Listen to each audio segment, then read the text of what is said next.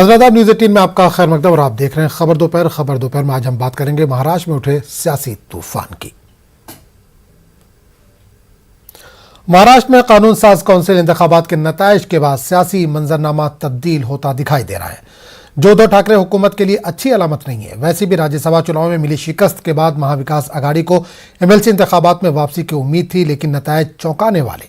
MLC चुनाव में BJP के 5 उम्मीदवार बाजी मार ले गए। नताइज के ऐलान से मिले झटके से आघाड़ी अभी उभर भी नहीं पाई थी कि शिवसेना रुकन असेंबली एकनाथ शिंदे के सूरत में होने की खबर से खलबली मच गई है। एकनाथ शिंदे के हमरा 22 सरकार असेंबली सूरत में है। सियासी सूरत हाल का जायजा लेने और उससे निपटने के लिए वज़ीर आला उद्धव ठाकरे ने मीटिंग तलब की है। उधर एकनाथ शिंदे ने भी दोपहर 2 बजे प्रेस कॉन्फ्रेंस करने की बात कही है।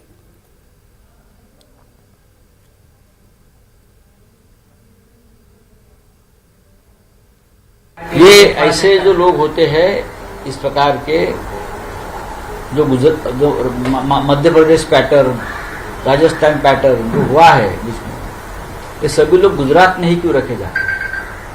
ये देश तो बहुत बड़ा है। सूरत में है, मैंने सुना है, हमारा उनसे संपर्क हुआ है, हमारे सब एमएलए वहां है। उसमें से बहुत से लोग जो है वापस आना चाहते हैं, लेकिन उनको वापस आना नहीं दिया जा रहा है। उनकी घेराबंदी की है। ये घेराबंदी सिर्फ गुजरात में ही हो सकती है, क्योंकि वहां किस प्रकार की सरकार काम करती है और केंद्र किस प्रकार से वहां अपना काम कर लेती है, आपको मालूम है। लेकिन जब भी मौका मिलेगा हमारे सभी एमएलए यहाँ वापस आ जाएंगे, क्योंकि वो निष्ठावान शिवसैनिक है। क्या इस बारे में आपके उद्धव जी से शरद पवार जी सबसे चर्चा चल रही है। माननीय पवार साहब से, आदरणीय पवार साहब से चर्चा है, शुरू है। उद्धव जी से मेरी लगातार बातचीत चल रही है। मुझे इतना ही विश्वास है सब कुछ ठीक हो जाएगा, और जो मंसूबे लेकर अपने आप को किंग मेकर समझकर कुछ लोग जो काम कर रहे हैं वो सफल नहीं हुआ। इससे पहले भी देखा था 80 घंटे की सरकार बनाने की कोशिश बीजेपी ने की थी, सभी एमएलए वापस आ गए थे। क्या उसी तरह की इसी तरह से हमारे सभी हमारे एमएलए वापस आ जाएंगे। यह पुतल फुतल तो थी, वो अभी बाहर आई है, क्योंकि 2.5 साल में महाराष्ट्र का जो सरकार है महाविकास आघाड़ी का, वह जनता के हित में कुछ भी कर नहीं पाया। जनता असंतुष्ट है। यह जनता का प्रतिनिधित्व करने वाले आमदार असंतुष्ट है, और उसका नतीजा आप देखेंगे कि राज्यसभा चुनाव में आया, हमारा तीसरा कैंडिडेट चुन के आया। उसके बाद में अभी विधान परिषद हुई, हमारे पास 0 एक्सेस कोटा होते हुए भी हम लोग 5वां कैंडिडेट चुन के लाया। इसका मतलब देवेंद्र जी की रणनीति तो है ही, महाराष्ट्र की जनता के मन में ये सरकार के प्रति असंतोष है, आमदारों के मन में नाराजी है, और उसका प्रकटीकरण इस चुनाव के माध्यम से हुआ है। महाराष्ट्र अलग है तो महाराष्ट्र क्या उनकी जायदाद है क्या? हम कहाँ से आए? पाकिस्तान से आए हैं? महाराष्ट्र में सबसे बड़ी पार्टी भारतीय जनता पार्टी है, लोकप्रिय लीडर देवेंद्र फडणवीस है। तो महाराष्ट्र किसी के बाप की जागीरदारी नहीं है। हम भी महाराष्ट्र के, हमारा महाराष्ट्र है, और 2.5 साल में आप महाराष्ट्र की क्या बाट लगाई है महाराष्ट्र देख रहे हैं, तो दुरुस्त करने की जिम्मेदारी हमारी है। तो महाराष्ट्र की चिंता हमें है, आपको सत्ता की चिंता है। संतुलित हो पाए कब तक चीजें नहीं, सत्ता कौन बनाए, कौन सी पार्टी बनाए, मुख्यमंत्री कौन बने, इससे महाराष्ट्र की जनता का हित इम्पोर्टेंट है। एकनाथ शिंदे के बगावती तेवर अगर बरकरार रहते हैं तो महाराष्ट्र की उद्धव ठाकरे हुकूमत खतरे में आ सकती है। महाराष्ट्र असेंबली में अक्सरियत का हिंदसा 169 है। फिलहाल उद्धव सरकार के पास 171 का अक्सरियती हिंदसा है, लेकिन अगर एकनाथ शिंदे अपने साथी शिवसेना अरकान असेंबली के साथ शिवसेना छोड़ देते हैं या बीजेपी में शमूलियत इख्तियार कर लेते हैं तो उद्धव हुकूमत गिर सकती है, क्योंकि एकनाथ शिंदे के साथ 22 अरकान असेंबली होने की बात कही जा रही है। ऐसे में उद्धव हुकूमत के पास जो हिंदसा रह जाएगा वो 149 का रहेगा। ऐसे में एक बात तो तय है कि 21 शिवसेना के और 8 आज़ाद उम्मीदवारों का सहारा लेकर बीजेपी हुकूमत बनाने का दावा नहीं कर सकती, क्योंकि फिलहाल बीजेपी के पास 106 अरकान असेंबली हैं।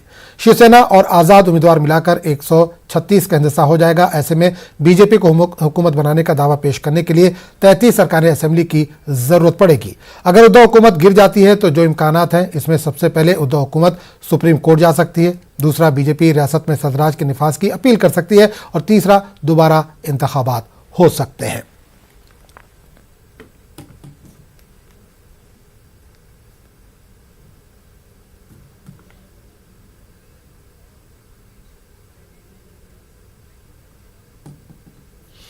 और इस पूरे मामले पर बात करने के लिए इस वक्त हमारे साथ वसीम अंसारी जो कि मुंबई से जुड़ रहे हैं, राकेश सेठी हैं जो कि कांग्रेस के तर्जुमान हैं, वो भी हमारे साथ जुड़ चुके हैं, और प्रणव पटेल है जो कि अहमदाबाद से हमारे साथ जुड़े हैं। प्रणव, सबसे पहले मैं आपके पास आना चाहूंगा। महाराष्ट्र की सियासत में उथल पुथल अचानक आज सुबह से शुरू हुई, लेकिन इसका सबसे ज्यादा असर या सबकी जो नजर है वो सूरत पर है। इस वक्त सूरत में क्या कुछ चला है महाराष्ट्र की सियासत को लेकर?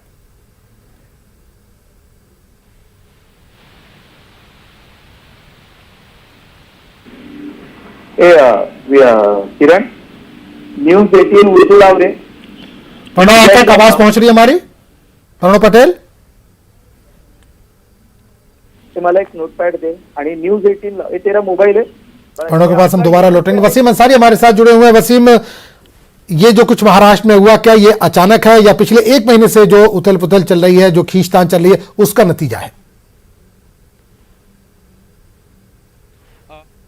साथ अचानक होने वाला काम नहीं है, क्योंकि जिस तरह से बीजेपी काफ़ी कॉन्फिडेंस रही है और जो रणनीति बीजेपी की तरफ से तय की गई थी, खास करके राज्यसभा चुनाव को लेकर जो आंकड़े थे, 2 राज्यसभा सीट चुन के आने के आंकड़े थे, लेकिन वो तीसरी सीट निकालती है और कम से कम 10 से ज़्यादा विधायकों का समर्थन उन्हें मिलता है, तब ये सीट वो जीत पाती है। और कुछ ही दिन के बाद, महज 10 दिन के अंदर विधान परिषद की सीट, और इस सीटों में लगभग 17 वोट चाहिए तो उनके 5वें कैंडिडेट को जीतने के लिए, यानी 17 विधायकों का वोट मिलने के बाद ही वो 5वां कैंडिडेट जीत सकता था। और जिस तरह से देर रात जो नतीजे सामने आए वो चौंकाने वाले नतीजे थे, जहाँ पर साफ तौर पर बीजेपी के जो कैंडिडेट थे 5वें प्रसाद लाड, उनकी जीत होती है। और साथ ही देखा गया कि कांग्रेस के आपसी मतभेद की वजह से दोनों ही कैंडिडेट को आपस में ही कहीं ना कहीं लड़ना पड़ा और उसमें भाई जगताप वहां जीते। लेकिन जिस तरह से पूरी रणनीति तय की गई थी और जो आंकड़े सामने आए बीजेपी के समर्थन को लेकर, जो आंकड़े उन्हें मिले हैं, तो अब उनकी संख्या 134 के करीब हो गई, यानी कि 134 विधायकों का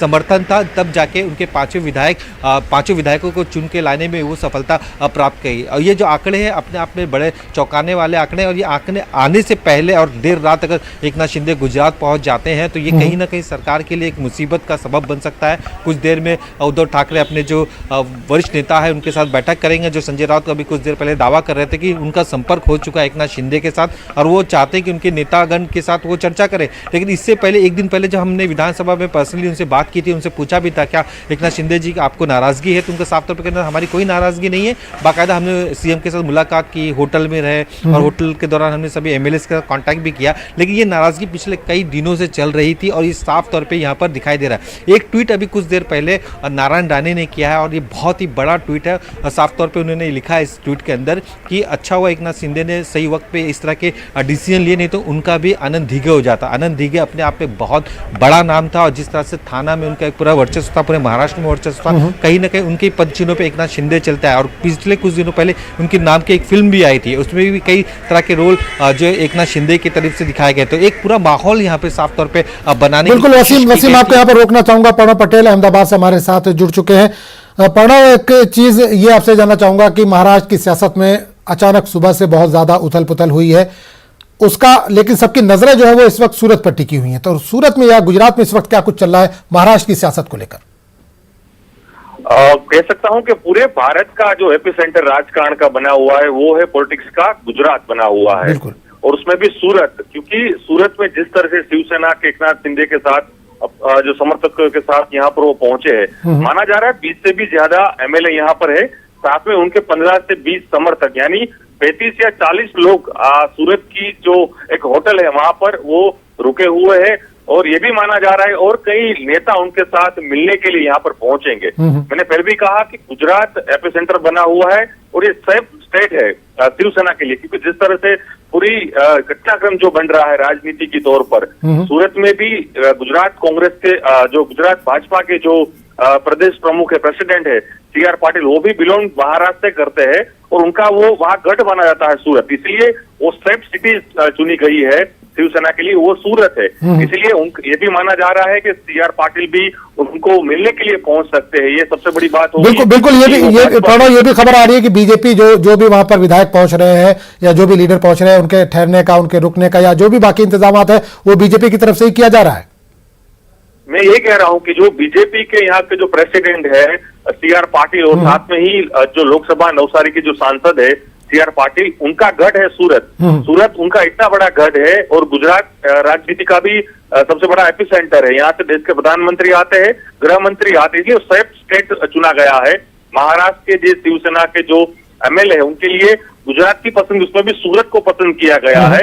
और जो सीआर पाटिल जो प्रेसिडेंट है बीजेपी के, वो सूरत सिटी से बिलोंग करते हैं, उनकी वहां पर अच्छी पकड़ है और इसीलिए उस होटल में रखा गया है। और माना यह भी जा रहा है कि सीआर पाटिल जो यहाँ के जो प्रेसिडेंट है, जो प्रमुख है, वो मिलने भी पहुंच सकते हैं। ये बात भी यहाँ पर अभी चल रही है, पुष्टि नहीं हुई, लेकिन साथ में ये भी है कि एकनाथ शिंदे शायद 1 बजे के आसपास प्रेस भी कर सकते हैं या फिर भाजपा की ओर से कोई एक प्रेस होने की बात यहाँ पर सर आ रही है। लेकिन सबसे बड़ी बात यह है कि जिस कल जो लास्ट 12 घंटे से पूरा मूवमेंट यहाँ पर चल रहा है, पहले कई एमएलए आए, बाद में फिर एक सेकंड राउंड में कई एमएलए आए और थर्ड राउंड में भी और कई एमएलए यहाँ पर पहुंच रहे हैं। तो माना जा रहा है, जो अभी हमारे पास जो न्यूज 18 के पास जो खबर आई है, उससे 20 से भी ज्यादा एमएलए एकनाथ के जो यहाँ के जो उनके जो एमएलए है शिवसेना के, उनके साथ ये लोग यहाँ पर पहुंचे हुए हैं।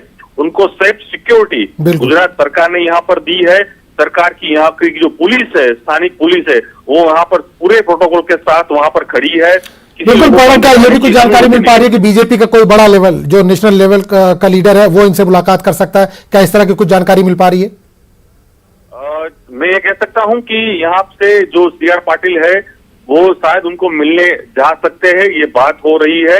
लेकिन फाइनली उनका जो बीजेपी की तरफ से कोई स्टेटमेंट नहीं आया है गुजरात से। लेकिन माना जा रहा है कि कोई संपर्क में बीजेपी के गुजरात के जो बड़े नेता है उसमें सीआर पाटिल खुद है, तो वो उनसे संपर्क कर सकते हैं। सबसे बड़ी बात यहाँ बरकरार आ रही, और ये पूरा घटनाक्रम इसीलिए यहाँ हो रहा है कि मैं फिर एक बार कहूंगा, गुजरात राजनीति का जो एपिसेंटर बन चुका है और इसीलिए सूरत को सेफ सिटी है और भाजपा का यहाँ पर शासन चल रहा है। और शिवसेना के जो एमएलए है वो गुजरात को ही और सूरत को ही पसंद कर रहे हैं। उसके पीछे कई मायने यहाँ पर रखे जा रहे हैं, इसीलिए कुछ ना कुछ नया होने वाला है। और माना ये भी जा रहा है कि 1 घंटे के बाद शायद प्रेस कॉन्फ्रेंस होगी तो चीजें या खुल कर सामने आएंगी, कोई भी बात खुल के बात आएगी। चलिए प्रणव, बहुत बहुत शुक्रिया। अगर कुछ ताजा अपडेट है तो दोबारा आपके पास लौटेंगे। फिलहाल हमारे पास बीजेपी से गणेश खांकर और राकेश सेठी जो कि कांग्रेस के तर्जुमान है हमारे साथ जुड़े हैं। राकेश जी, आपके पास आना चाहूंगा, क्या महाराष्ट्र में भी आघाड़ी सरकार जाती नजर आ रही है? देखिए, सबसे पहले कल का जो रिजल्ट था ये हमारे लिए भी शॉकिंग था और बीजेपी अपनी जीत बता रही है। देखिए, कल का जो इलेक्शन था, राज्यसभा हो या कल का जो विधानसभा का था, तो ये इलेक्शन में जो वोट है ये एमएलए देते हैं। तो जनता उनके साथ है ये कहना, और लोगों को मीडिया में भी चल रहा है कि जनता उनके साथ है। जनता उनके साथ नहीं है। हाँ, ये जरूर है कि एमएलए ने क्रॉस वोटिंग किया है और हम लोग का जो अलायंस पार्टनर है शिवसेना, अभी जैसे पूरे सुबह से खबर आ रही है कि एकनाथ शिंदे के साथ कुछ एमएलए सूरत के ले मेरिडियन होटल में है। तो जाहिर सी बात है क्रॉस वोटिंग हुआ है। मगर मैं ये आपके माध्यम से जनता को बता देना चाहता हूं कि भारतीय जनता पार्टी ने पहली बार नहीं किया है। इसको कहते हैं कि बूढ़े बाजार जो हम कहते हैं। नहीं, तो इसके लिए बीजेपी को इल्जाम नहीं, बीजेपी पर इल्जाम नहीं लगा सकते ना। बीजेपी पे इल्जाम कैसे लगाएंगे? भाई, आपके एमएलए हैं या आपके लीडर हैं, उनको अगर आप नहीं रोक पा रहे हैं तो बीजेपी पे इल्जाम आप कैसे लगाएंगे? नहीं, बीजेपी नहीं, सही बात है आपका। बीजेपी एकदम साफ पार्टी है और कभी ऐसे काम करती नहीं है। गोवा में हमारा leader of opposition Congress party के बाबू कोवलेकर थे, 10 आमदार के साथ चले गए भारतीय जनता पार्टी में। मध्य प्रदेश में आपने देखा होगा ज्योतिरादित्य सिंधिया, वो भी करीबन 10-12 एमएलए के साथ चले गए। नहीं, तो नाराज आपके एमएलए आपसे ही नाराज है। नाराजगी क्यों पैदा हो रही है? ऐसी क्यों, क्या वजह हो रही है कि उनको पार्टी में घुटन महसूस हो रही है और वो पार्टी छोड़कर भाग रहे हैं? आपके चैनल में जो पत्रकार काम करते हैं या अगर दूसरे चैनल पे जाते हैं, वो नाराजगी के कारण नहीं जाते, ये बेटर अपॉर्चुनिटी के लिए जाते हैं। तो कोई भी व्यक्ति अगर कांग्रेस या शिवसेना छोड़ के आज भारतीय जनता पार्टी में जा रहा है तो 2 कारण से जा रहा है। एक तो घोड़े बाजार, या तो फिर उनको पैसे का ऑफर दिया होगा, दूसरा ईडी का डर। आज आप देखिए चलिए, बिल्कुल बीजेपी के गणेश जी हमारे साथ मौजूद है। गणेश जी, क्या पैसे का लालच है या ईडी का डर है? ये जो एमएलए बागी हुए हैं और बीजेपी में शामिल हो सकते हैं, इस तरह के इशारे मिल रहे हैं, तो क्या इनको कोई डर है या डराया गया है? इस तरह का इल्जाम लग रहा है आप पर? देखिए, ऐसा है कि 100 चूहे खाकर बिल्ली हज को चली, ऐसा मैं यदि कांग्रेस के बारे में कहूँ तो शायद ये कांग्रेस के प्रवक्ता बैठे हैं, ये शायद अब इस बात को हजम नहीं कर पाएंगे। मैं आपसे सिर्फ इतना ही कहना चाहूंगा, बाद में मैं ये जो गतिविधियां आई है जो कल शाम से जो हमें पता है मैं संक्षिप्त में आपको बताऊंगा, लेकिन मुझे ये नहीं समझ में आता है कि पुराने जमाने में आपने गाना सुना होगा, बेगानी शादी में अब्दुल्ला दीवाना। तो ये सरकार में ये बेगानी शादी है, ये कांग्रेस और शिवसेना, राष्ट्रवादी और शिवसेना की हुई थी, इसमें कांग्रेस कहीं थी नहीं। दूसरी बात, क्या इनके 44 एमएलए चुनकर आए हैं? इनको मध्य प्रदेश में आप 10 आमदार कांग्रेस का ले लेते, गोवा में आप 10 आमदार को खरीद लेते, और ये चर्चा नहीं है। अगर आपको कांग्रेस का इतना, एक मिनट राकेश जी एक मिनट गणेश जी को बात पूरी कर लेने दीजिए। राकेश जी सर आज अग्नि इतना बड़ा इशू चल रहा है, ये पूरा का पूरा देश के लोगों को, मीडिया को, अग्नि का जो इशू चल रहा है देश में चल रहा है, इस वक्त महाराष्ट्र की हम बात कर रहे हैं। राकेश जी इस वक्त महाराष्ट्र की बात कर रहे हैं, पूरे महाराष्ट्र में भी चल रहा है, उस पर भी अग्नि पे भी बात करेंगे, उसके भी अलग डिबेट रखेंगे। अभी महाराष्ट्र की बात हो रही है, क्या सरकार आपकी बचेगी, हम इस पर बात कर रहे हैं। अघाड़ी सरकार वहां पर बचेगी, इस पर हम बात करें। जी गणेश जी, जब 44 इनके 44 एमएलए चुनकर आए थे, तो मुझे बताइए क्या इनको मैंडेट मिला था? जो शिवसेना हमारे साथ अलायंस में चुनकर आई थी, क्या 56 आमदार चुनकर उनको मिला था क्या? देखिए ऐसा है कि अब हर बार अब इनके नेता ये यही नहीं संभाल पा रहे, ये हम पर क्यों इल्जाम लगा रहे भाई? ये देखिए बात मैं आपको सीधी सी बताता हूं, जो मेरे पास जानकारी है। देखिए बालहट और स्त्रीहट और राजहट ये हमेशा से अपने पुराणों में, इतिहास में विनाश के लिए कारण बने हैं। वर्ली से आज देखिए सुनील शिंदे जी विधायक बने, उसके बाद में उन्होंने सचिन अहिर को भी विधायक बनाया। पूरा का पूरा आज ये राजनीतिक कुनबा जो चल रहा है वो केवल और केवल एक परिवार के लिए काम कर रहा है। शिवसेना में भारी संख्या में आज नाराजगी है। जिस तरह से राष्ट्रवादी कांग्रेस के सारे मंत्री इस सरकार को डोमिनेट कर रहे, इसमें कांग्रेस कहीं है ही नहीं। राकेश जी मुझे जो बात कर रहे हैं साहब, कांग्रेस के विधायकों की नाराजगी तो वो बार बार प्रकट करते रहे कि भाई हम इस सरकार, बिल्कुल राकेश जी मुद्दा इतना सेंसिटिव है, हालात इतने खराब है, महाराष्ट्र की सरकार गिरने के करीब है, लेकिन आप लोग अलग अलग मीटिंगें कर रहे हैं। उद्धव ठाकरे अलग मीटिंग कर रहे हैं, शरद पवार सुना है अलग मीटिंग कर रहे हैं। अघाड़ी हुकूमत एक साथ बैठकर मीटिंग क्यों नहीं करती? जो मसले हैं उसको हल क्यों नहीं किया जा रहा? यही हुआ ना, राज्यसभा के चुनाव के बाद में यह स्पष्ट हुआ कि जो इन्होंने तय किया था वो एक दूसरे को वोट नहीं मिले। विधान परिषद के चुनाव में हर किसी ने अपने वोट के लिए भागदौड़ की। उसी दिन यह स्पष्ट हुआ था कि अब इन तीनों पार्टियों में आपस में मैं वही सवाल कर रहा हूँ राकेश जी, अघाड़ी सरकार में जो पार्टियां शामिल हैं एक दूसरे पर ही भरोसा नहीं कर रही है, सरकार कैसे चलेगी? नहीं, भरोसे की बात नहीं है। देखिए आज भारतीय जनता पार्टी अपने जो संसाधन है ईडी को बहुत ही गलत तरीके से वापरती है, और ये पैसे का लेन देन है। आपको क्या जरूरत है बताइए ना। नहीं, ईडी को लेकर लगातार आप दिल्ली में प्रदर्शन कर रहे हैं, देश में प्रदर्शन कर रहे हैं, राहुल गांधी से जो पूछताछ हो रही है उसको लगातार प्रदर्शन जारी है। अगर ये भी सवाल उठाया जा रहा है कि अगर कुछ गलत नहीं तो राहुल गांधी को डरने की क्या जरूरत है? सामना करें।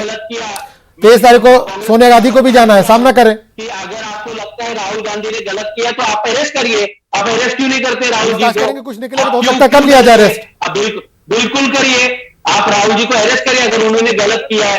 आपको खुद को पता है, आपके खुद ऑफिसर ने क्लीन चिट देने के बाद 3 साल पहले आपकी सरकार थी, आपने क्लीन चिट दिया, आपने सीडब्ल्यूडी गेम में किसी को अरेस्ट नहीं किया, आपने 2G स्पेक्ट्रम में किसी को अरेस्ट नहीं किया।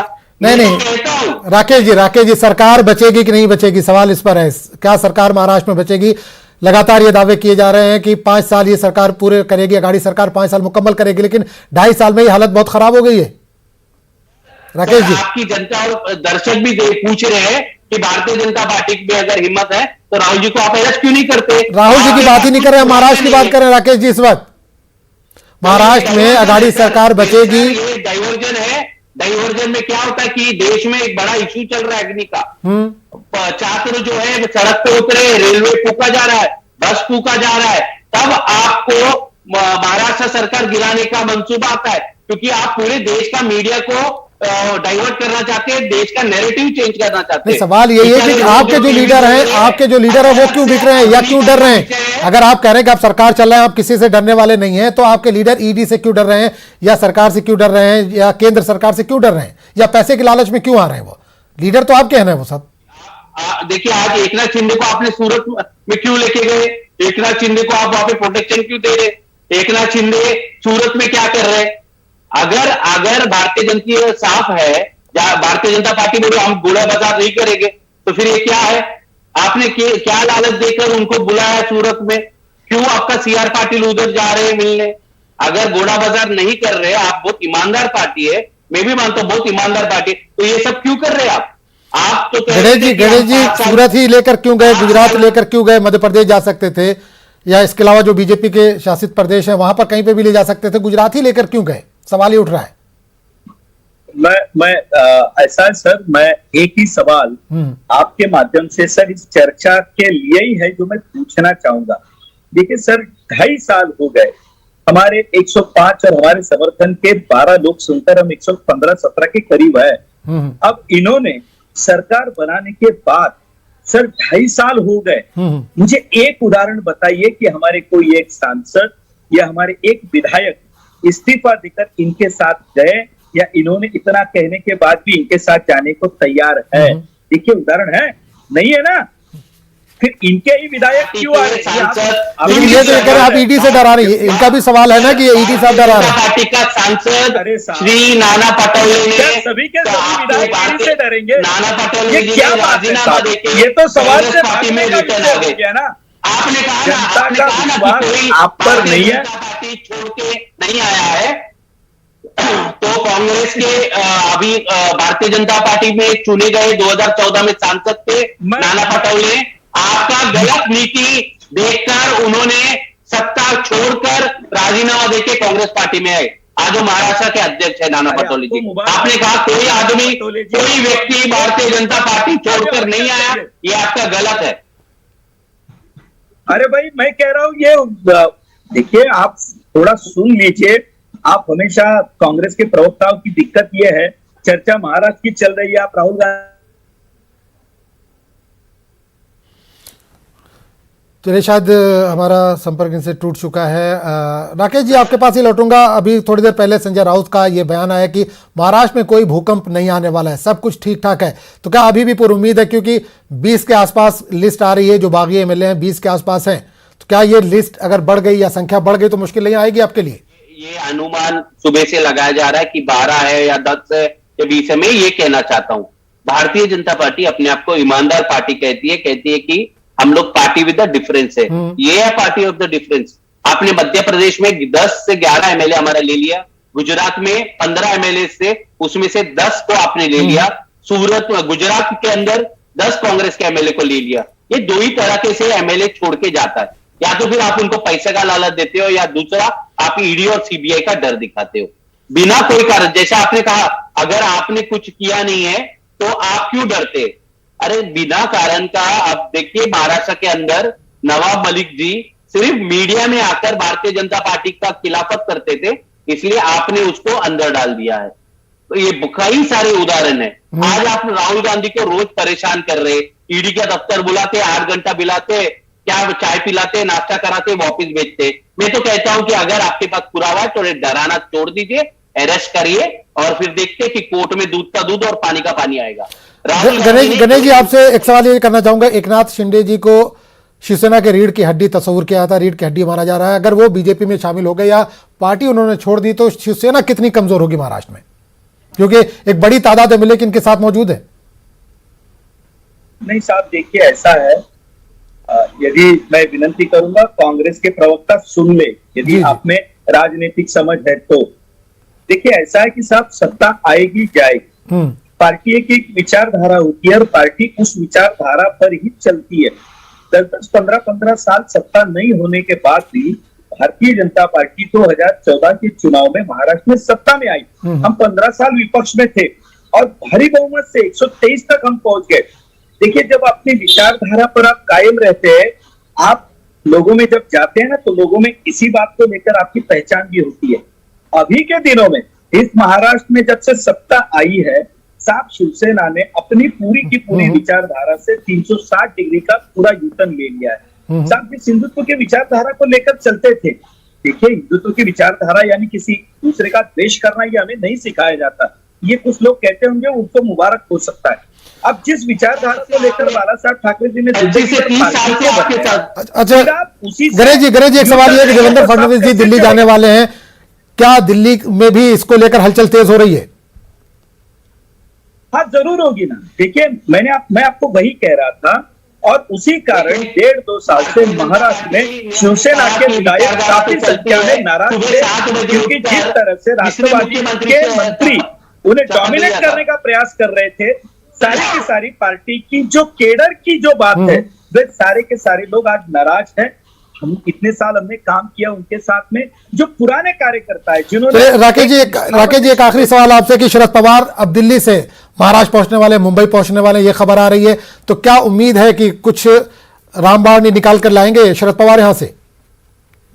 देखिए जो भी होगा बहुत कुछ ही घंटे में साफ होगा, मगर मैं ये कह देना चाहता हूं, जैसे उन्होंने कहा कि भारतीय जनता पार्टी विपक्ष में रही और बहुत अच्छा सत्ता चलाई, जिस अजित पवार के खिलाफ इन्होंने बात करके सत्ता में आए, सुबह 7 बजे उठकर अजित पवार के साथ मिलकर सरकार बनाने की कोशिश भी इन्होंने की।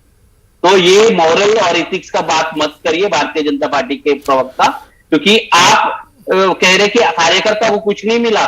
प्रसाद लाल जो आज एमएलसी बने 2014 में, वो भारतीय जनता पार्टी के खिलाफ लड़े थे साइन कोलीवाड़ा से, वो हारने के बाद। चलिए बहुत बहुत शुक्रिया शेट्टी जी, आपका भी बहुत बहुत शुक्रिया, और गणेश जी आपका भी बहुत बहुत शुक्रिया। जाहिर सी बात है कुछ घंटों में ही साफ हो जाएगा। प्रेस कॉन्फ्रेंस का सिलसिला आपसे थोड़ी देर के बाद शुरू होगा। बीजेपी की भी प्रेस कॉन्फ्रेंस होने वाली है, शिवसेना की भी प्रेस कॉन्फ्रेंस होने वाली है, और जो बागी एमएलए हैं वो भी प्रेस कॉन्फ्रेंस करने वाले हैं। जो तस्वीरें हैं वो 1-2 घंटे के अंदर पूरी साफ हो जाएंगी। फिलहाल हमारे साथ जुड़ने के लिए बहुत बहुत शुक्रिया। आदाब।